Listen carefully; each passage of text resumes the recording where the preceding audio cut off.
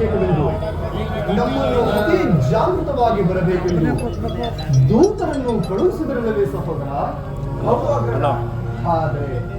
ಸಹೋದರ, ಆದರೆ ಇಂದು ನನ್ನ ಮನಸ್ಸಿನಲ್ಲಿ ಆಗುತ್ತಿರುವ ವೇದನೆಯನ್ನು ನಿನಗೆ ಹೇಗೆ ತಿಳಿಸಲಿ ಶತ್ರುಘ್ನ?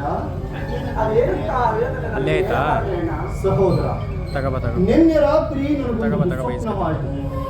ನಾನು ವಿಹಾರಾರ್ಥವಾಗಿ ಹೊರಟಿದ್ದಾಗ ಬಹು ದೂರದಲ್ಲಿ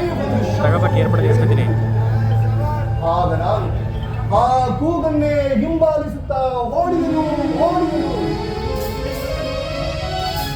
ಹಸ್ತದಲ್ಲಿ ನಮ್ಮ ಪೂಜ್ಯ ಜನಕನು ವಸ್ತ್ರಹೀನನಾಗಿ ಮಗು ಭರದ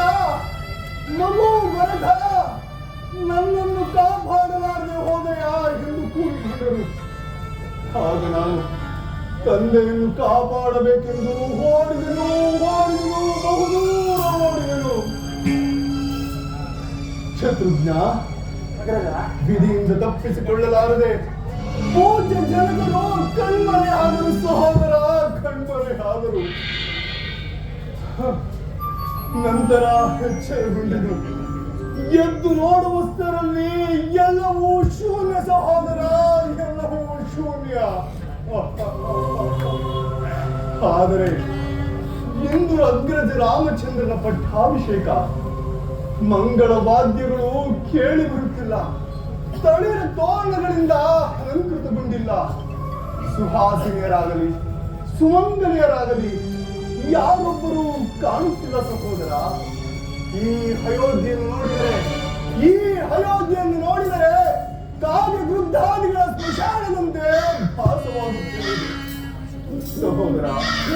ಇದಕ್ಕೆ ಕಾರಣವೇನಿರಬಹುದು ಸಹೋದರ? ಆತ್ಮಸ್ಥೈರ್ಯಕ್ಕಿಂತ ಮನೋಬಲವಿಲ್ಲ.